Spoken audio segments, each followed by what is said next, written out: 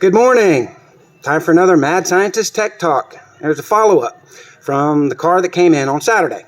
Customer states it's got a blown head gasket. Okay, cool. We bring it in. First things first, we always verify the diagnosis. We don't just go in and say, okay, it's got a blown head gasket and tear it apart and do it. We verify it first because there's a number of factors that come into play. You have to find out why it blew the head gasket or why they think there's a blown head gasket. And what you're going to have to do to fix it so that it doesn't happen again. Well, brought the car in, got it all tore down. All right, remember the black, it's a black Evo 8 4G63 built motor, as they say. So I got it all tore down. I'm going to flip the camera and we're going to show you what we found. Okay, we got the block and all exposed. And it was number 3 cylinder that had 0 compression, right?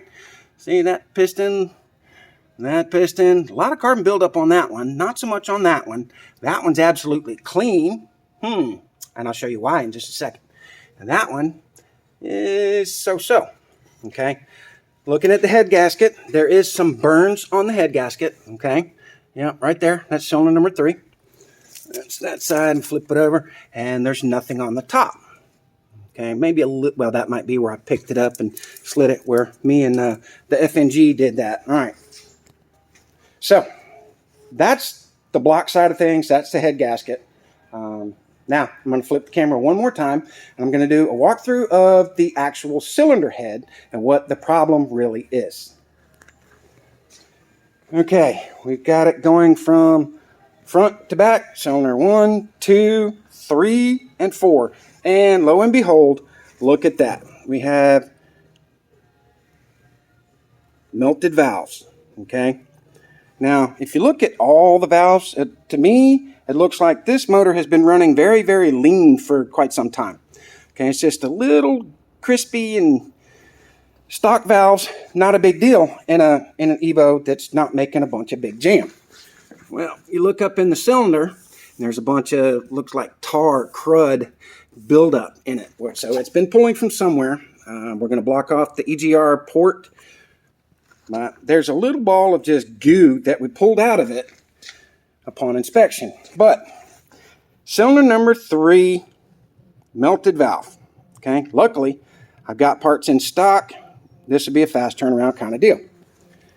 All right, so someone had asked me the other day when I did my video and I posted it, hey bro, why didn't you do a leak down test after compression to verify if it was head or block? Well, I've been doing this long enough, okay?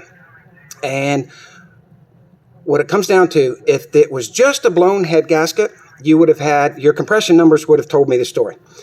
160, 165, 0, and 175 is what we had.